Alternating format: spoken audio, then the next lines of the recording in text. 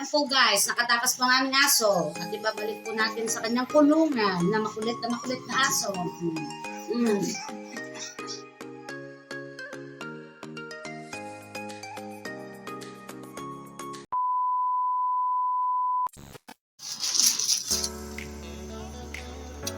Yan guys, kain tayo ng mangga pero wala tayong alamang.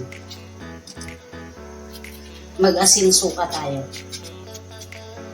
Maniba naman na siya.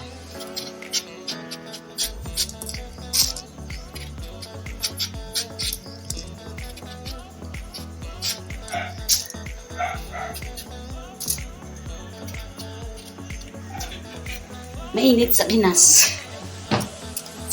Pa guys, oh. Yan, hinog na siya.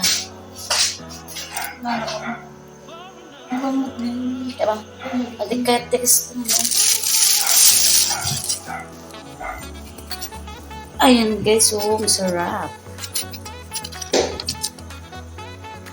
Crunchy. Ito na ang aming mga tuta. Yan na sila. Yan. Kulit na sila.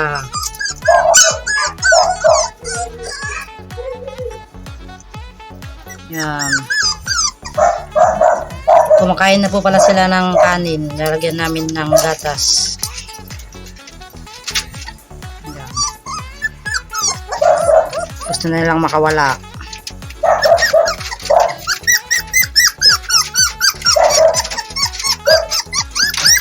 Lalo na ito, makulit. At ito ang kanilang nanay, si Juan.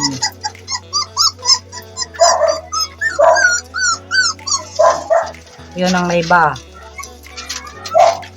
Hindi siya balbon. Itong mga tatlo, balbon.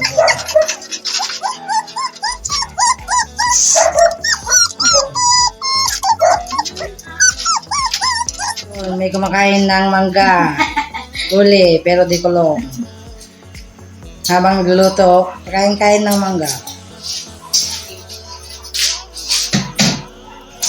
Seryoso naman yung isa. Balak tayo ng guys.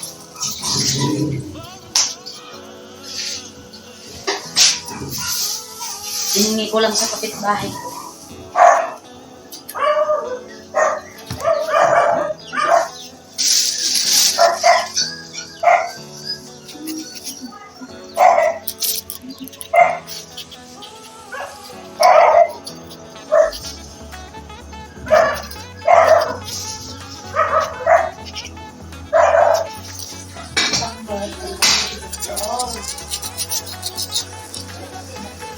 Bawang.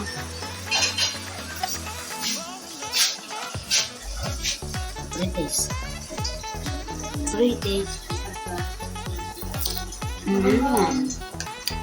Ayan, titikman na po nila ang mangga. At yun, nagtatago yung isa. Oh. Ang sarap. Karusel. Ikapti ko, asinkan ko. Ayan na di karusel. Nakita bukol ti karusel.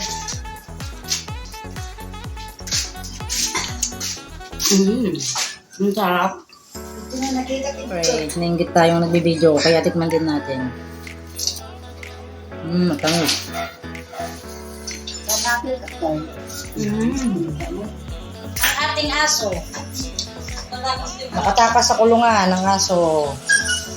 Makulit, talaga makulit. So guys, nakatakas po ang aming aso at ibabalik po natin sa kanyang kulungan na makulit na aso.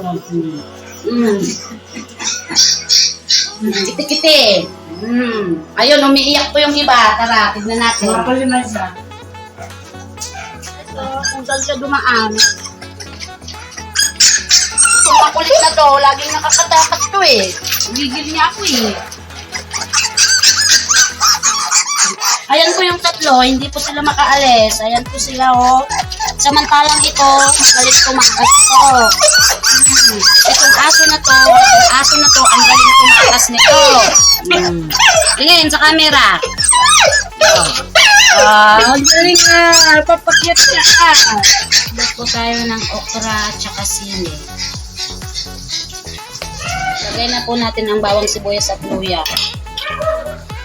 Sili at okra. Bagoong isda na may tubig.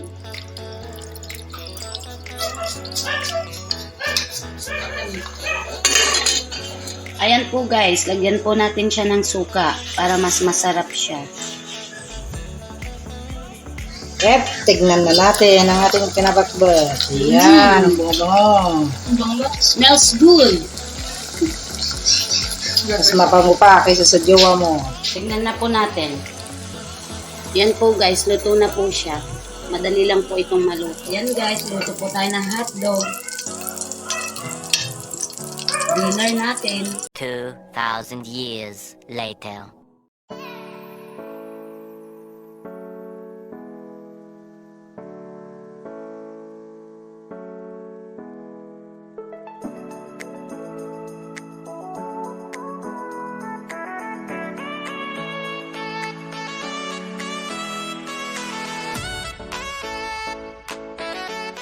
Luto na po ang ating paksiw na okra at sili. Ang bango-bango. Maraming salamat po sa panonood. Sana po ay nag-enjoy po kayo.